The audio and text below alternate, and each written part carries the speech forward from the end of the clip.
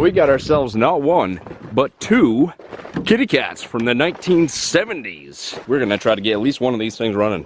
And since I'm sick of working on things outside in the snowbank, we're gonna bring it in the kitchen. This one actually is not together entirely. We got the plastics, but the motor needs some love. Now this is a 1972, and that one I believe is a 1978. We might be putting a Predator motor on this guy, and that one should be good to go. I need to do a couple things to it, obviously, but they swore to me, the guys that sold it to me, really nice guys, by the way, they swore that this one would get running, and I truly believe it will. One of them's a subscriber, actually, so appreciate you, man. Wow.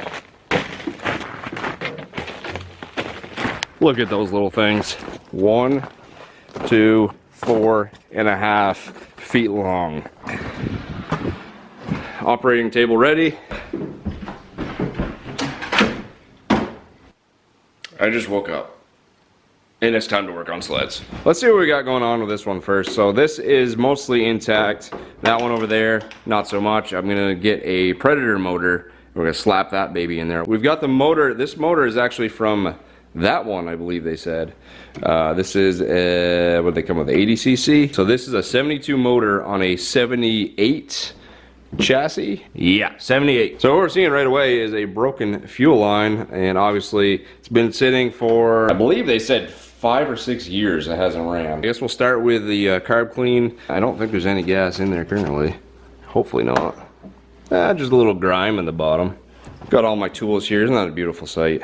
That's how a kitchen should be. I actually like the hood on that one a lot better, so I might take that and put it on there if I get it running. This thing is actually in pretty good shape. Remember, this thing is made in the 70s. It's a 78. That one's a 72. They're both about the same condition, but the old metal skis. Not a lot of clearance here. You really need hard packed snow to ride these things. But the track, yeah, I mean, that's probably about what it was from the factory. There really doesn't see much use, I guess, but not a lot of nubs going on there, certainly not studded. Tunnel though, I mean, it's in good shape. These are made for kids, you know, so they're not gonna go too hard on them, and they can't go too fast.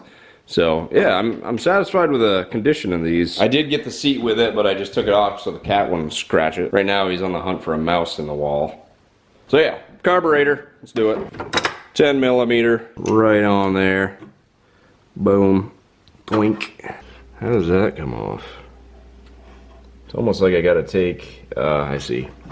So I gotta take the assembly off before I can move the metal post. Make sure never to lose your nuts. It'll be a bad day. Like so. Alright. We should be able to twist this in such a fashion that it slides out of there. There we go. I guess you'd call this a fuel arm. We're making eggs. Oh man. Taco sauce? I'm gonna take this little plastic crotch cover off so I can just get it to the carburetor a little bit easier, because they don't give you a whole lot of room to play with in there. Yeah. Alright, that's what we're dealing with. I have a feeling I'm gonna drop this because I can't really get my finger in there. Ah! Off she comes, eh? That's what we're dealing with. That's our little carb. What kind of carburetor is this? That's some old nasty gas sitting at the bottom. Oh, some mouse remnants. My mortal enemy. Look how small this engine is. Pretty neat. You can check our chain here. Ooh, that is tight. Is it supposed to be that tight? We'll have to see when we get it running. Here's our brake. Brake seems to work all right. Well, you can definitely see this has been chewed. Again, you're looking at 1972 parts here. A lot of this has never been changed. Now would be a good time to tell you that there, as always, is a Sasquatch in this video somewhere. And if you find it and the first person to timestamp it in the comments wins a Ride More hat. That looks just like this, except not old and sweaty. Alright, so I've decided to clean these carbs outside in the cold because I've lost too many brain cells to cleaning carbs in confined spaces. What do you want, frostbite or brain cells? You can't have both. Oh, that's old gas. Oh yeah, I'm so glad I did this out here. Look at this. Oh, oh. That's like Oompa Loompa orange there. Here's what the bottom of our bowl looks like.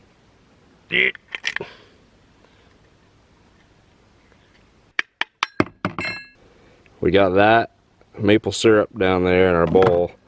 And then we got some old nasty crusties in there. Does the float work? Ooh, it was stuck, but works now. And this is the elixir that was made after 5 years of gas sitting in there. A little cloud of water in there as well. That is not healthy. I'm getting my gloves on for this. This is my jet removal screwdriver. Being stubborn. I don't think I've ever seen a jet so plugged up.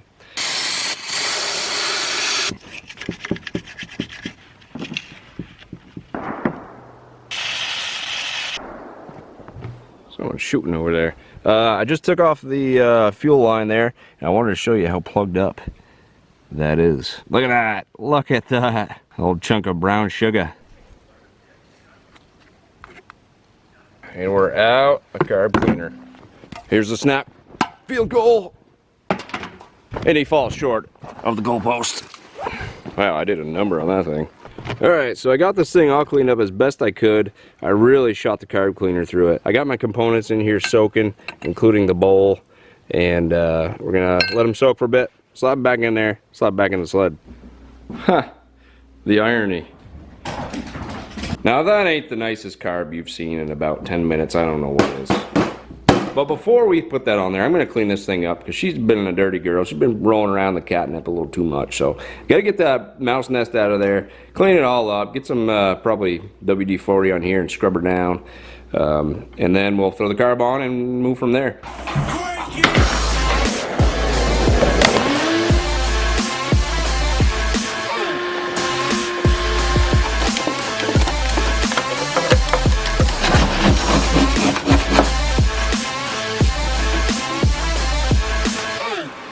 Hold on, stop the montage, stop the music, hold on. For sake of time, I'm not gonna go through this whole thing and clean it all right now. I'm just cleaning the area that's gonna be the hardest to get to once I put the carburetor back on. And then later on, when I have more time, I'll go through the whole thing. So, let's slap the carburetor back on, start piecing this thing back together. I gotta get a new fuel line. Here's our old one. It actually split apart when I was cleaning the carburetor. Oh, see how brittle that thing is? That's probably from the 70s. I'll see what I got in my inventory here. This looks like it's a little too big. This is probably the right size. See how she fits on the nipple. Where's the nipple? There's the nipple. Okay, too big. Next size down. Slap our gasket back on there. Like that. One nut. Ah! There, 2 nuts. Boom, and we're good.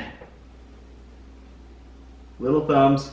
All right, now we gotta take this little tank off of here. Just held on by a hose clamp. I think this right here is a fuel shutoff. I've never seen one like this before, but I think that's what it is. You turn it in, shut the fuel off, turn it out, opens it up. This is the original, I believe. I have to do a little tank flush on it. Clean this up a bit, put our new line on here, slap her back on. Now here's a fine homemade tool right here. This is called the gas tank Q-tip. And you shove it in there, and this will allow you to get everything that's on the bottom of this here gas tank. All the crud. Oh, leaking a little bit. Nice and clean. Now I just got to hook up the fuel line right about, ooh, got some gas on me, right about there. And there isn't actually an inline fuel filter that came with this thing, as you probably saw, but I'm not going to put it on there. There is a fuel filter in the tank, so I don't know why it really needs to. If it's kind of acting up, getting a lot of crap down in there, I'll put it on, but for now, let's stick with this. Snipped. Alright, so now I gotta run downtown because as I was taking the fuel line off, the little rubber grommet that goes into the tank split in half. This little guy split the top off of it so it no longer fits in the tank. Ripped it right out of our little T here. So I'm gonna try to go down to the hardware store in town, see if they got one of them. I just spent probably 2 hours, maybe 2.5 hours, driving around looking for one part. The fuel grommet that goes inside the tank, it sits right here and goes inside the tank and makes a seal so no gasoline leaks. Busted it right in half, the whole thing fell apart. On my 5th place that I visited, I finally found one. We have a brand new one right here. I wish you guys could have seen the place that I got this from. It was so funny. I pull up, it was like somebody's house, it wasn't even a store. I pull up and there's tractors and snowmobiles and everything everywhere, parts piled sky high. I knock on the shady door, I walk in, there's this old guy just looking at me, and he says, "What?" And I say, "The auto parts store told me to come here," and he says, "Oh, don't listen to those guys." And I think he was joking, but he sounded really serious. Anyway, I told him I needed this piece, he went right to the wall and found it. And, oh, that's rugged. And here it is. Okay.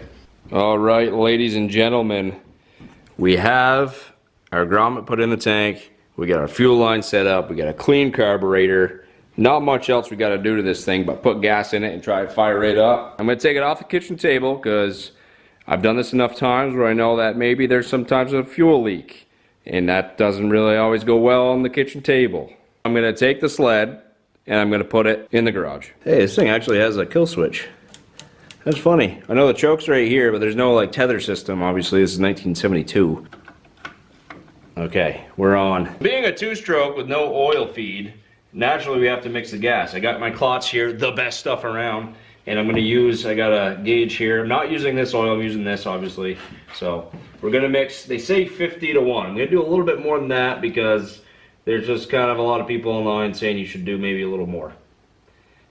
And I'm going to listen to them. A little bit more is definitely not going to hurt. Less can do more damage. So a little bit more than 2.6 ounces per gallon. Man, I love the smell of Klotz. Make sure it's nice and mixed. The moment of truth. I think I can probably sit down and start this thing. Make sure our fuel is on, our key's on. See fuel in the line, that's a great thing. Okay, kill switch is not on. Here we go. Moment of truth, here we go.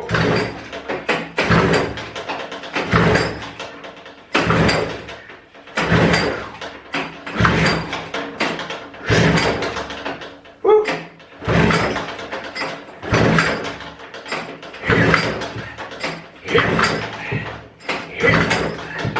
Woo. Well, we got gas, that's for sure. But maybe we don't have spark. So we're going to slap in a dab of mixed gasoline down the cylinder. If I can get this off. Oh boy. Alright, I'm going to need 2 hands for this. Hold on. Woo. That sucker was on there. The plug looks good. Now I'm just going to throw in a little dab. Alright. Nothing crazy. And this is going to tell us if we have spark. And if it does have spark, it'll likely explode, start our engine, and then maybe, just maybe, stay running. Okay, so we have spark. We know we got spark. Now we just need some fuel to come back through here. For some reason it's not anymore.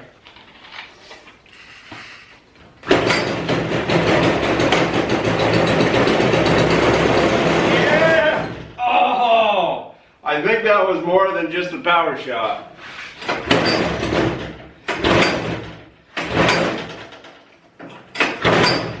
We're getting somewhere. We're getting somewhere. Huh.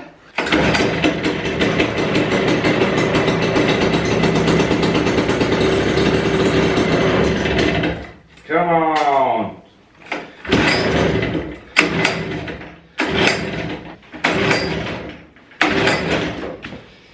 Hey. Fast forward a couple days and how I hate to admit defeat, I think we are defeated on our little kitty cat here. Now why didn't I check the compression in the cylinder when I first started before I did all this stuff? I don't know, I'm a bit of a dum-dum sometimes. And I guess I trusted it was gonna start up because 5 years ago when they put it away, it was running fine. But such is life and things can happen in 5 years, so we're gonna check the compression on this little guy. Keep an eye on the gauge.